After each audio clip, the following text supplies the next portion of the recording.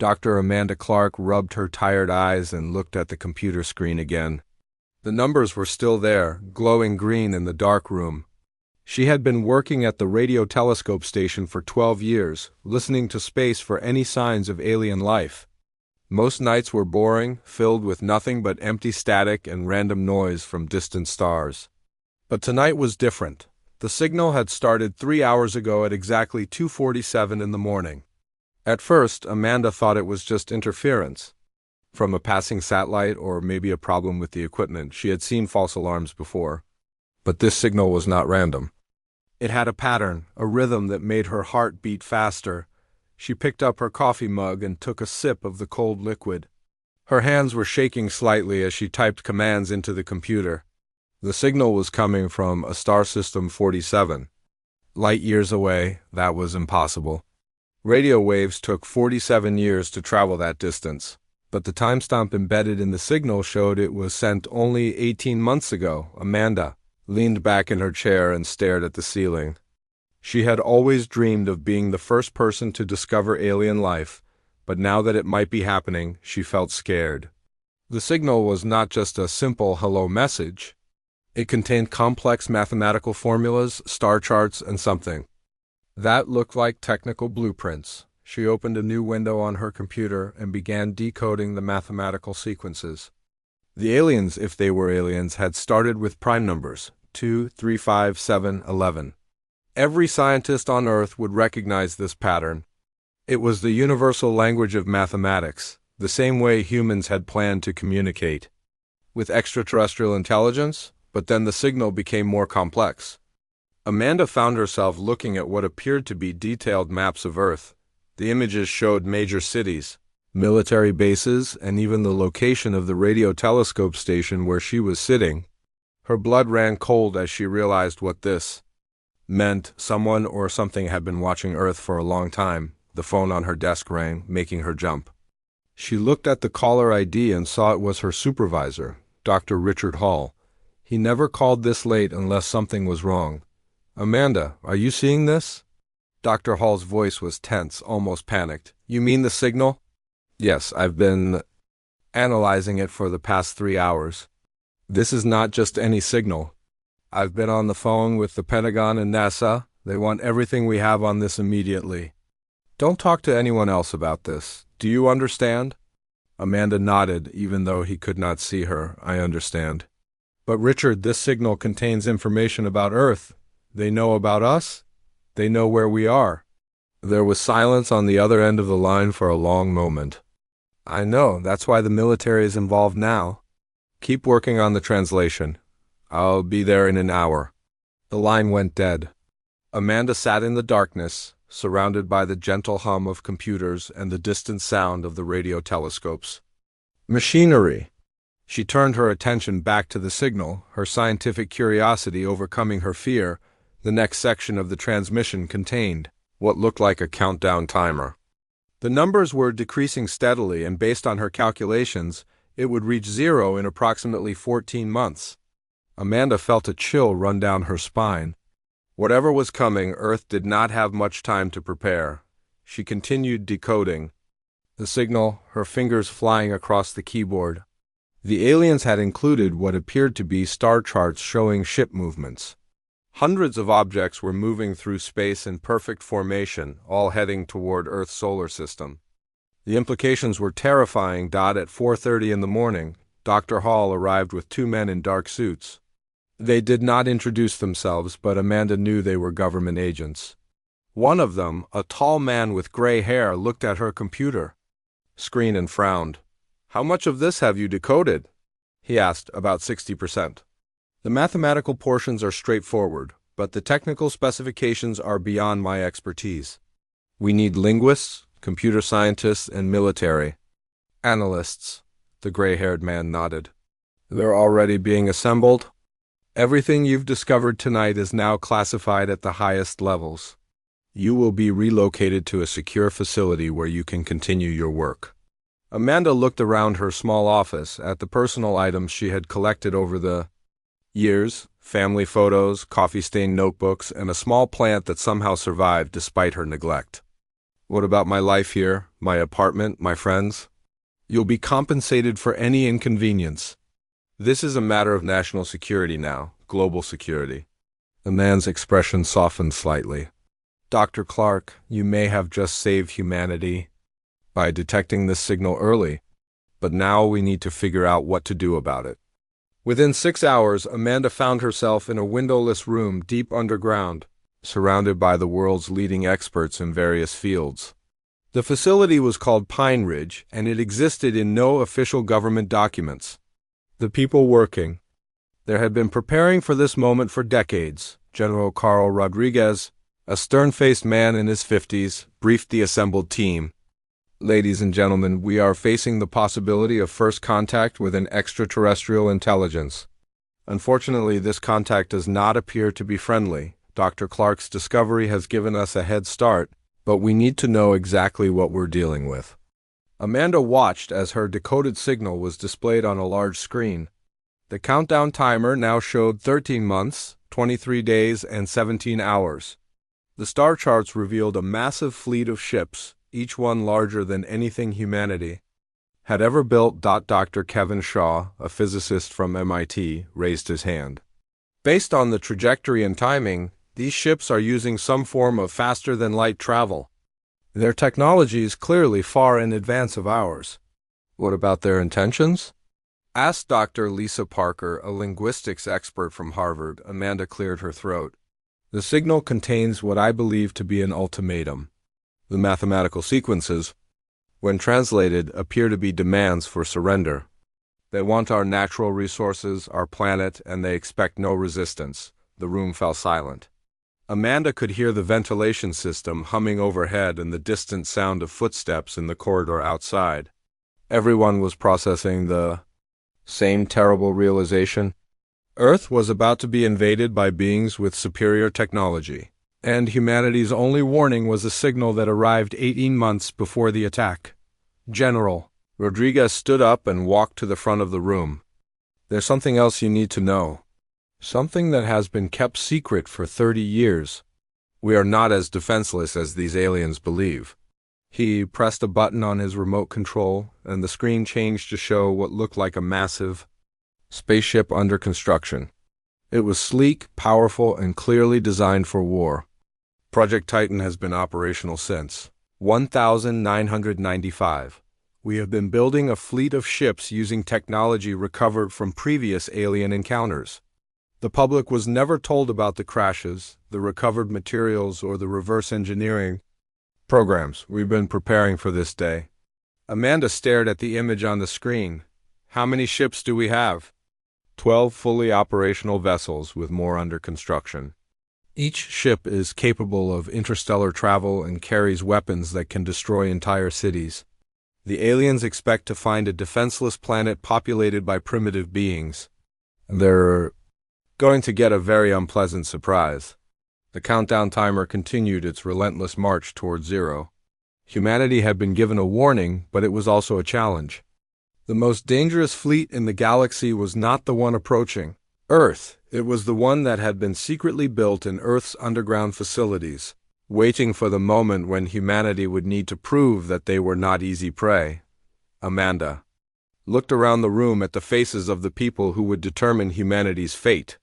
Scientists, military officers, and government officials, all united by the knowledge that the next 14 months would decide whether Earth remained free or became another conquered world in an alien empire. The signal from space had changed everything. Now it was time to show the universe what humans were really capable of when their survival was threatened. The elevator descended for what felt like forever. Amanda held onto the metal railing as the car dropped deeper into the mountain. General Rodriguez stood beside her, his face calm despite the enormous weight of responsibility he carried. The numbers on the display showed they were now 800 feet below ground level, and still going down. How deep does this go? Amanda asked, her ears popping from the pressure change. Deep enough to survive a nuclear attack, the general replied. Project Titan required absolute secrecy. The construction took 15 years and cost more than the entire space program. The elevator finally stopped at level 12. The doors opened to reveal a corridor carved directly from solid rock. Bright lights illuminated the tunnel, and Amanda could hear the distant sound of machinery and human voices. They walked for several minutes before arriving at a massive blast door marked with warning signs in multiple languages. General Rodriguez placed his hand on a scanner beside the door. A green light flashed, and the heavy door began to slide open, with a deep rumbling sound. What Amanda saw beyond the door took her breath away. The cavern was enormous, stretching out of sight in all directions. The ceiling was so high that it disappeared into darkness. But what filled the space was even more incredible. 12 massive spaceships sat in individual bays, each one surrounded by scaffolding and work platforms. Teams of technicians in white coveralls moved around the ships like ants around a picnic. "Welcome to Hangar Bay Alpha," General Rodriguez said with obvious pride. "Home of the Titan fleet." Amanda walked slowly toward the nearest ship. It was beautiful and terrifying at the same time. The hull was black and smooth, with no visible seams or joints. Strange symbols were etched into the metal near what appeared to be weapons ports. The ship was at least 3 times longer than any aircraft carrier she had ever seen. "This is the USS Vengeance," a voice said behind her. Amanda turned to see a man in a military uniform approaching. He was tall and lean, with short brown hair and intelligent eyes. "I'm Captain Steve Murphy. I'll be commanding her when we launch." Amanda shook his hand. "How long have you been training for this?" 15 years. I was recruited directly from the Air Force Academy. Most of my crew has been here almost as long. We've been preparing for this mission our entire adult lives." They walked beneath the massive ship. Amanda could see the engine nozzles, each one large enough to drive a truck through. The technology was clearly far beyond anything she had seen before. "How does it work?" "I mean, how do you travel between stars?" Captain Murphy smiled. "That's classified, but I can tell you it involves manipulating gravity itself. The ships can create a bubble of space-time around themselves and ride that bubble faster than light. We learned the basics from crashed alien vessels, but our engineers improved on the design." "Crashed alien vessels?" Amanda stopped walking. "You mean this isn't the first time aliens have visited Earth?" General Rodriguez joined them. "The first confirmed crash was in 1947. Since then, we've recovered 17 alien craft of various sizes. Most were scout ships or probe vessels. The pilots didn't survive the crashes, but their technology did." They continued walking through the hangar. Amanda saw other ships in various stages of preparation. Some were smaller, built for speed and reconnaissance. Others were massive, designed to carry heavy weapons and large crews. All of them had the same sleek alien appearance. "Dr. Shaw was right about one thing," Captain Murphy said. "The aliens approaching Earth have superior numbers. Our intelligence estimates show at least 300 ships in their fleet, but they're not expecting any resistance at all." They entered a smaller chamber where dozens of people worked at computer stations. Wall-mounted screens showed star charts, tactical displays, and what looked like ship blueprints. At the center of the room, a woman with short blonde hair was studying a holographic display of the solar system. "Dr. Clark, this is Lieutenant Commander Rachel Price," General Rodriguez said. "She's our tactical officer and will be coordinating fleet operations." Rachel looked up from her display. "I've been studying your signal intercept. The alien fleet is maintaining a steady approach speed, but they're not trying to hide their presence. They want us to see them coming. Psychological warfare," Amanda said. "They want us to panic and surrender before they even arrive." "That's our assessment too. But it also gives us an advantage. They're not expecting stealth attacks or coordinated resistance. Their formation is designed for intimidation, not combat efficiency." Amanda studied the holographic display. Red dots represented the alien ships, moving in perfect formation toward Earth. Blue dots showed the positions of the Titan fleet vessels. "When do we launch?" "Soon," Captain Murphy said. "We're waiting for final preparations and crew assignments. The plan is to intercept them before they reach the outer planets. If we can hit them in deep space, we can prevent them from threatening Earth directly." A young technician approached their group. Captain Murphy, we're ready for the final systems. Check on the Vengeance. The new quantum communication arrays are online and tested. Excellent, Dr. Clark. Would you like to see the bridge? Amanda followed Captain Murphy through a series of corridors inside the ship. The interior was surprisingly spacious, with wide hallways and high ceilings. The walls were covered with panels displaying streams of data and status reports. Everything was clean and new, but there was something alien about the design. The curves and angles were not quite right for human architecture. The bridge was located at the front of the ship, with a large window that looked out into the hangar. Control stations were arranged in a semicircle around a central command chair. The displays showed star charts, weapon status, and engine readouts. The ship has a crew of 200, Captain Murphy explained. Pilots, engineers, weapons specialists, and Marines. Everyone has been training in secret for years. We've run thousands of simulations, but this will be our first real mission. Amanda sat in one of the bridge chairs and looked at the controls. They were more complex than anything she had ever seen, but somehow they seemed familiar. The interfaces look almost intuitive. Did you design them based on human psychology? Actually, no. We discovered that the alien technology adapts to whoever is using it.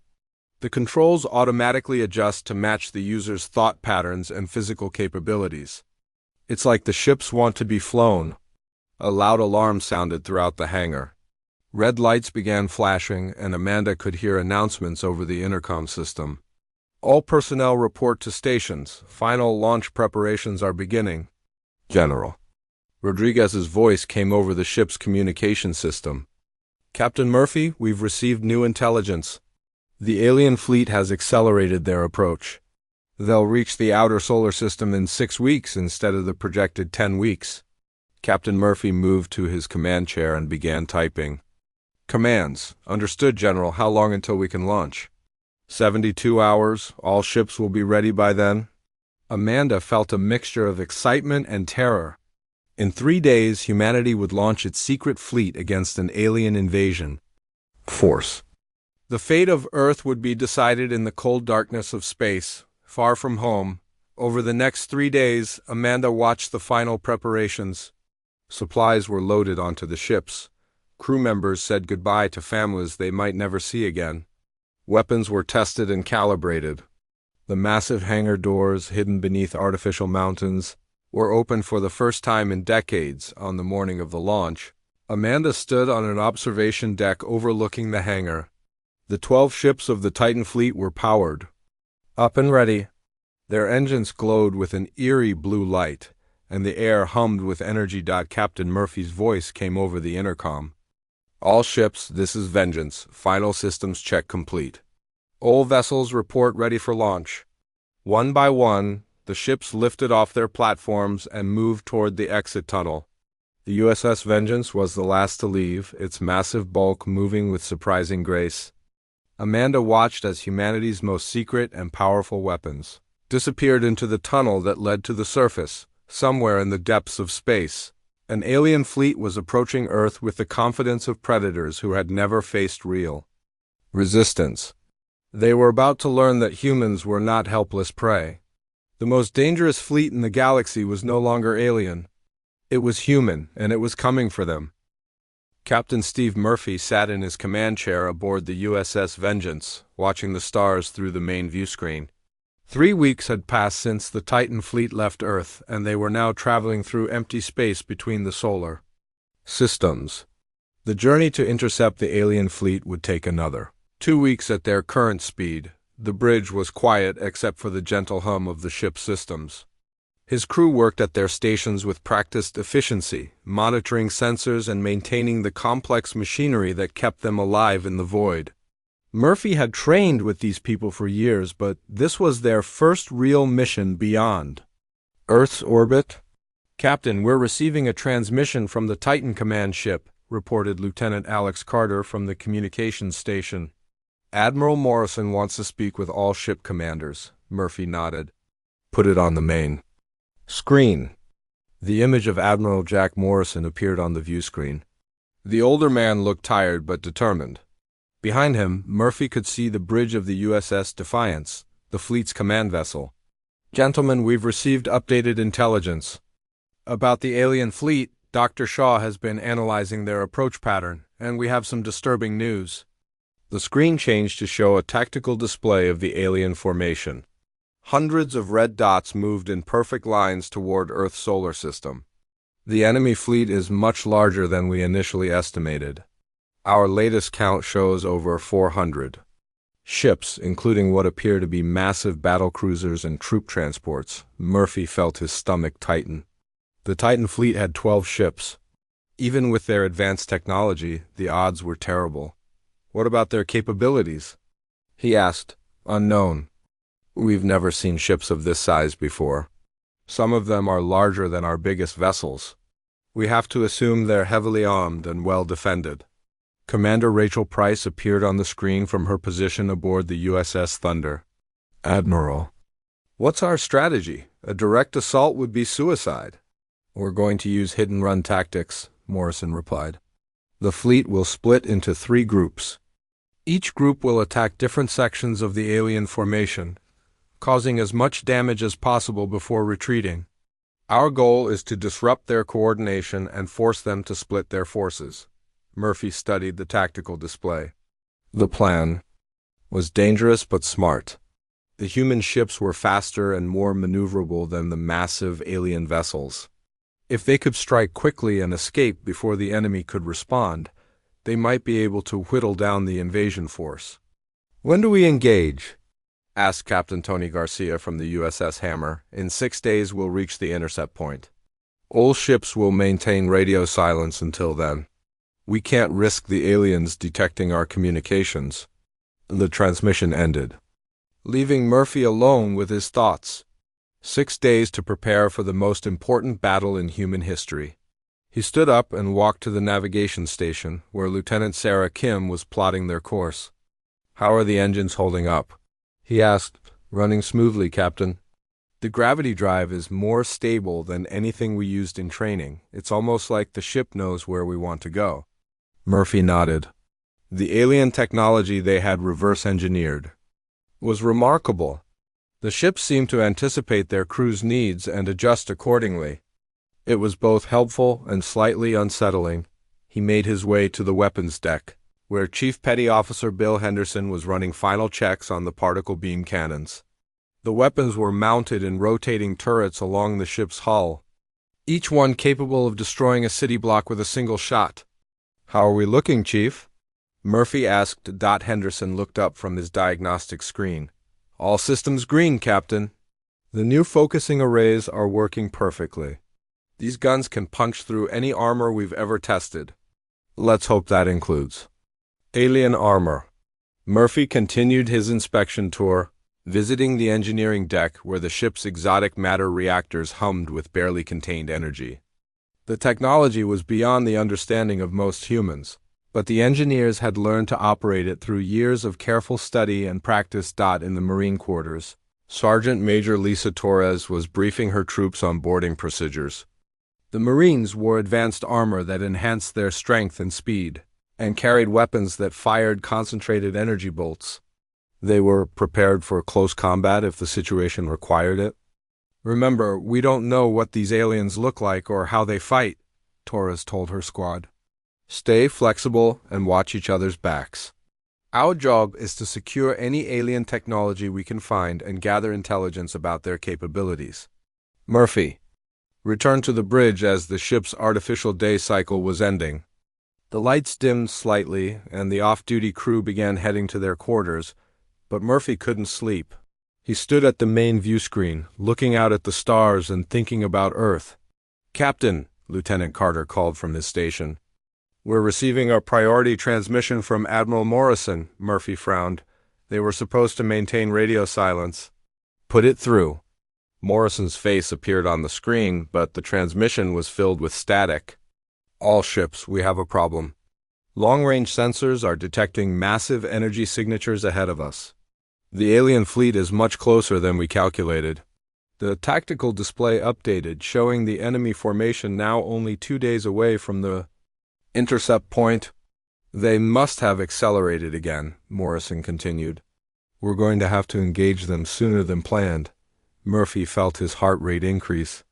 Admiral, are we ready? We have to be. All ships prepare for combat. We'll attack in 18 hours. The transmission ended and Murphy turned to his crew. You heard the Admiral. Battle stations. All department heads report to the bridge.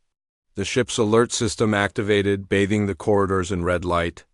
Murphy's senior officers gathered around the tactical table as he explained the situation.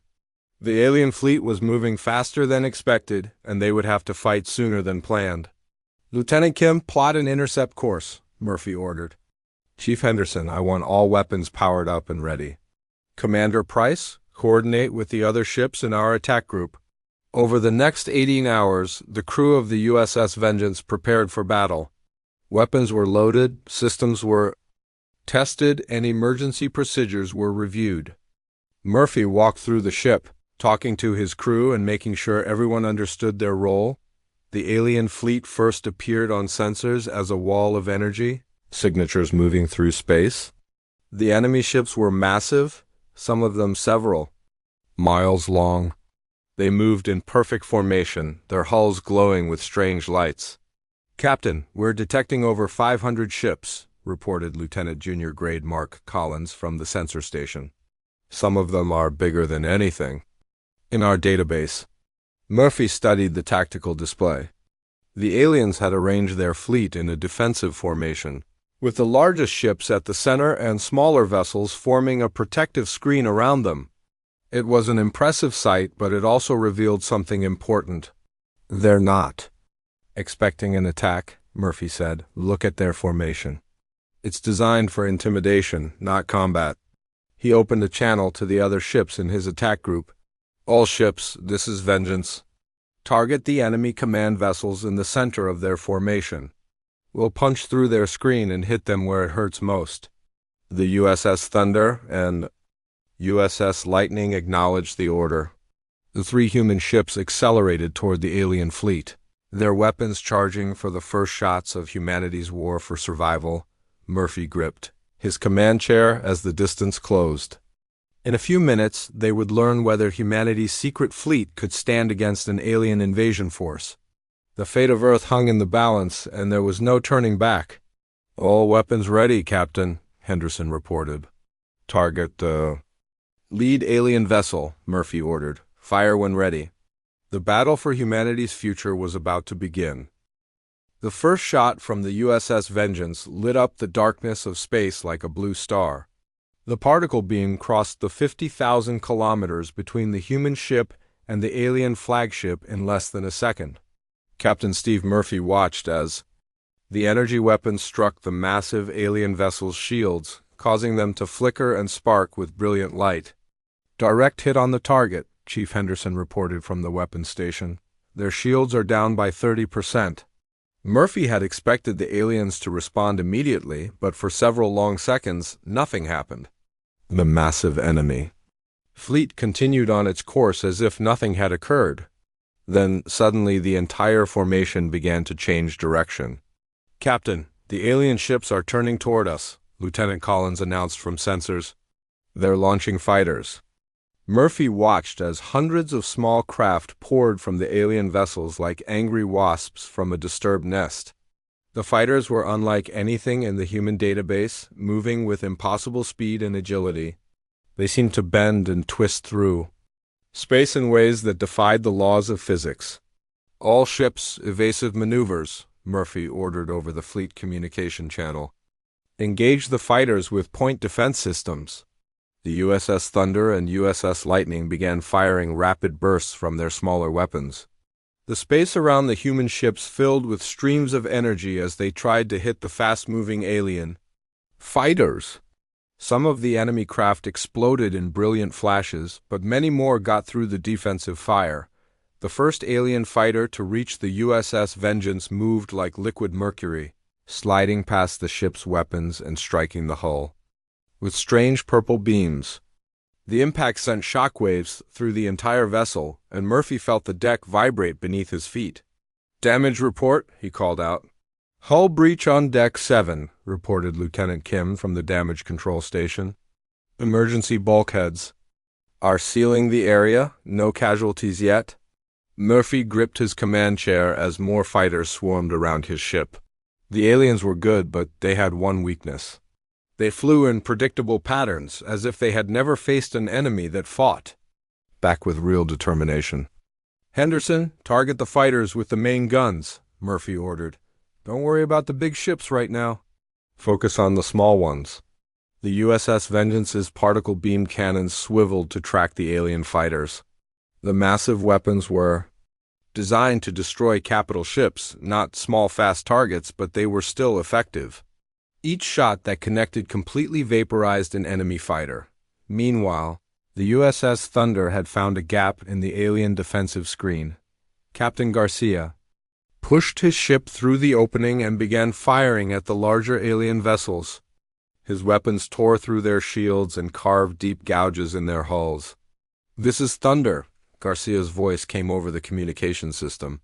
"These aliens have never fought anyone who shoots back. They're panicking." Murphy could see what Garcia meant. The alien formation was breaking apart as individual ships tried to respond to the human attacks. Their perfect order was dissolving into chaos. But there were still hundreds of enemy vessels and only 12 human ships. "Captain, we're receiving a transmission from the alien fleet," Lieutenant Carter reported. "It's on multiple frequencies." "Put it on speakers," Murphy ordered, the bridge filled with strange sounds that hurt to listen to. High-pitched whines mixed with deep, rumbling tones that seemed to vibrate through the ship's hull. But underneath the alien noise, Murphy could hear something else. Fear. "They're trying to communicate," he said. "But they sound scared? Should we respond?" Carter asked. "Not yet. Let's see what they do first." The answer came quickly. The alien fighters began retreating toward their motherships, and the entire fleet started to slow down. Some of the smaller vessels were actually turning around and heading back toward deep space. "They're running," Henderson said with amazement. "Some of them are actually running away." But not all of the aliens were retreating. The largest ships in the center of the formation were moving forward, their weapons charging with ominous red light. Murphy realized these were the command vessels, probably carrying the alien leadership. "All ships, concentrate fire on the big ones," Murphy ordered. "Don't let them escape." The USS Vengeance accelerated toward the alien command ships, its weapons blazing. The enemy vessels were enormous, each one the size of a small city. But size was not always an advantage in space combat. The human ships were faster and more maneuverable. Murphy's ship slipped between two alien cruisers, firing at both targets simultaneously. The particle beams punched through their armor and caused massive internal explosions. One of the alien ships began to break apart, its hull glowing red-hot as atmosphere vented into space. "Captain, we're detecting escape pods launching from the damaged alien vessels," Collins reported. "Some of them are heading toward our position," Murphy frowned. Were the aliens trying to board human ships, or were they genuinely surrendering?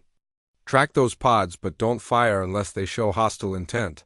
The battle continued for 6 more hours. The human ships darted in and out of the alien formation, hitting targets and then retreating before the enemy could respond effectively. The aliens fought back, but their tactics were designed for overwhelming weaker opponents, not for fighting an enemy that refused to be intimidated. As the hours passed, Murphy began to realize something important. The aliens were not just losing the battle, they were completely unprepared for it. Their ships were powerful but slow to respond to changing situations. Their fighters were fast but flew in predictable patterns. Most importantly, their crews seemed to panic when faced with determined resistance. "Captain, Admiral Morrison is requesting a status report," Carter announced. Murphy opened the communication channel. "Admiral, this is Murphy. We've disabled approximately 60 enemy vessels and scattered their formation. Some of their ships are retreating. Excellent work, Captain. How are your casualties?" Murphy looked around his bridge. His crew was tired, but uninjured. The ship had taken damage, but nothing critical. "Light casualties, sir. The aliens are not as tough as we expected. I'm getting similar reports from other ships." It seems these aliens have never faced real resistance before. They're used to intimidating their enemies into surrender. Morrison's assessment was correct. The alien fleet was obviously designed for conquering weaker civilizations. Their massive ships and overwhelming numbers were meant to frighten enemies into submission. But humans did not frighten easily. All ships pursue the retreating vessels, Morrison ordered. We need to learn everything we can about their technology and their intentions. The USS Vengeance chased a group of alien ships that were trying to escape toward deep space. Murphy's crew worked efficiently, targeting the enemy engines and disabling their ability to flee. Within an hour, they had captured 3 alien vessels intact. Boarding parties, prepare for insertion, Murphy announced. We're going to take a close look at our uninvited guests. Sergeant Major Torres led her Marines through the airlock and into the first alien ship. The interior was strange and unsettling, with curved walls that seemed to pulse with organic light. The gravity was lighter than Earth normal, and the air had a metallic taste. "Captain, you need to see this," Torres reported over the communication link. "The alien crew is still alive, but they're not what we expected." Murphy watched the video feed from Torres's helmet camera. The aliens were smaller than humans, with pale gray skin and large dark eyes. They cowered in the corners of their ship, making high-pitched whimpering sounds.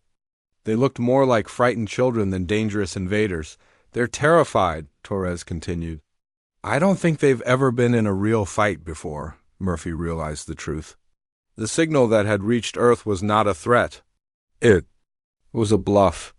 The aliens were used to scaring their enemies into surrender without actually fighting. They had never expected humans to fight back. "All ships, cease fire," Murphy ordered. "We need to capture as many of these vessels as possible. It's time to learn what we're really dealing with." The first battle between humans and aliens was over, but it was not the end of the war. It was just the beginning of a much larger conflict that would determine the fate of the galaxy. 3 months after the first battle, Captain Steve Murphy stood in the briefing room aboard the USS Vengeance, looking at intelligence reports that had changed everything humanity thought about the galaxy. The captured alien ships had provided more information than anyone had expected, and most of it was disturbing. Dr. Amanda Clark sat at the conference table, her laptop displaying translations of alien communication logs. She had been working around the clock to decode their language, and the results painted a terrifying picture of galactic civilization. "The beings we fought are called the Hegemony," Amanda explained to the assembled officers. "They control over 200 star systems and have been expanding their empire for nearly 1,000 years. But they're not the real threat." Admiral Morrison leaned forward in his chair. "What do you mean?" "The Hegemony are essentially bullies. They find civilizations that look weak and threaten them into surrender. Most species give up without a fight because the Hegemony fleet is so large. But when they encounter real resistance, they panic." Captain Murphy nodded. "That explains why they ran when we fought back. They've never had to actually fight a war before." Amanda opened another file on her laptop. "But there's more. The original signal we received, the one that warned us about the invasion, it didn't come from the Hegemony. It came from a resistance movement." The room fell silent. Murphy felt his understanding of the situation shift completely. "A resistance movement?" "Yes, there are species throughout the galaxy that have been conquered by the Hegemony but never truly surrendered. They've been secretly working together, gathering intelligence and looking for someone who could actually fight back." "Admiral." Morrison stood up and walked to the star chart on the wall. "So the signal was a test?" "More than that. It was a recruitment message. The Resistance has been watching Earth for decades, waiting to see if humans would develop the technology and courage necessary to challenge the Hegemony." Dr. Kevin Shaw, who had been listening quietly, finally spoke up. "The crashed alien ships we've been recovering over the years, were those from the Resistance too?" Amanda smiled. "Some of them, yes. The Resistance has been secretly supplying us with technology and information. They wanted us to be ready when the time came." Murphy thought about the implications. Humanity had not developed their advanced space fleet alone. They had been guided and helped by other species who were fighting the same enemy. What do they want from us now? They want us to lead a galactic rebellion, Amanda said. Humans have proven something no other species has been able to prove. The hegemony can be defeated in battle. Over the following weeks, the Titan fleet made contact with representatives from dozens of conquered worlds. The meetings took place in secret, far from hegemony space, and Murphy was amazed by the diversity of intelligent life in the galaxy. The Zephyrians were tall and thin, with blue skin and large eyes. They had been conquered 50 years ago, but had maintained a secret fleet of ships hidden in asteroid fields. The Karathi looked like large bears covered in golden fur. They were natural engineers and had been sabotaging hegemony equipment for decades, but the most important contact was with a species called the Valdris. They looked similar to humans, but with pale skin and silver hair. Their representative, a woman named Kira Thane, met with Murphy aboard the USS Vengeance.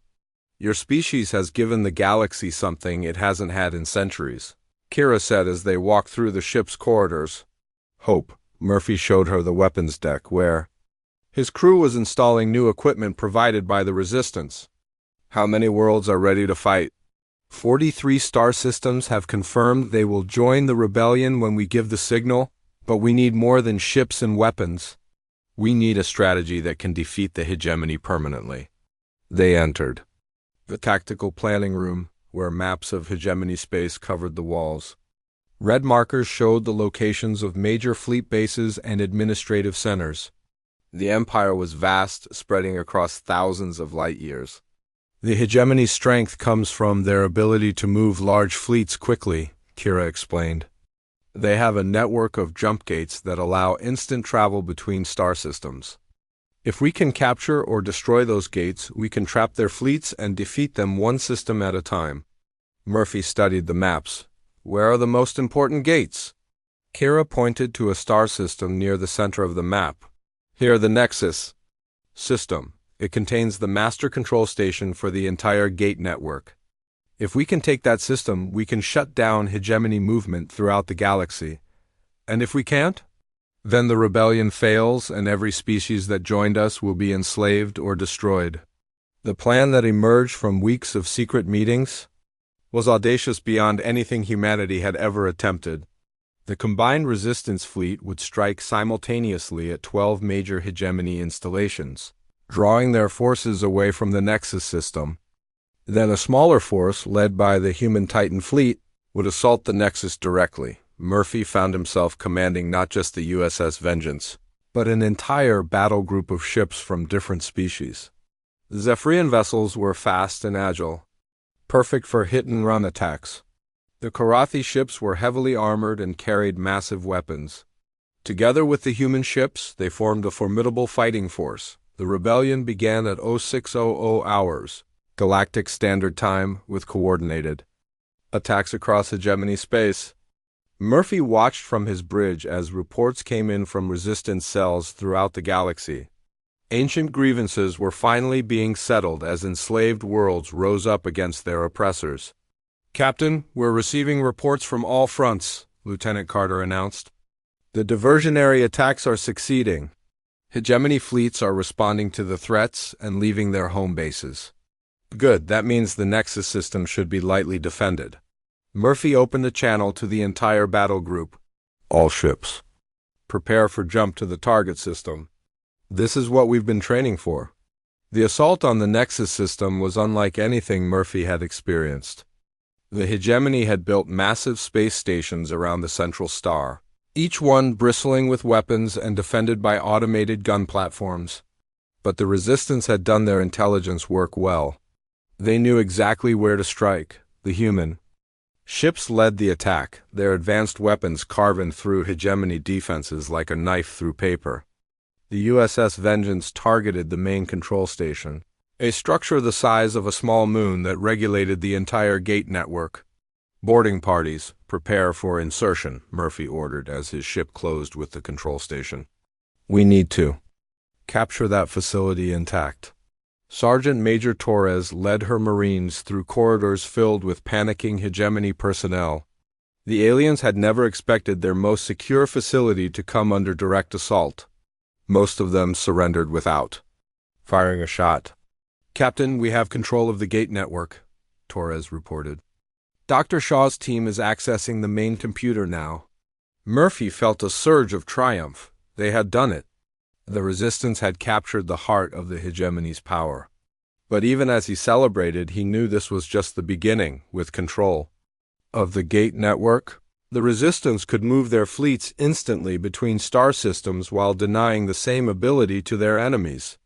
Hegemony forces found themselves isolated and outnumbered as world after world joined the rebellion. The war continued for another 2 years, but the outcome was never in doubt after the fall of the Nexus system. The hegemony, faced with determined resistance for the first time in their history, collapsed like a house of cards. Captain Murphy stood on the observation deck of the USS Vengeance, looking out at the former hegemony capital world. Ships from hundreds of different species filled the space around the planet, representatives of civilizations that were free for the first time in centuries. "The galaxy will never be the same," Admiral Morrison said as he joined Murphy at the window. "No, it won't," Murphy agreed. "But that's not necessarily a bad thing." The random signal that had reached Earth 4 years ago had started as a warning of invasion. But it had become something much more important. It was the beginning of a new age of freedom and cooperation among the stars. And humanity, the species that had refused to surrender when faced with overwhelming odds, had become the catalyst for the greatest revolution in galactic history.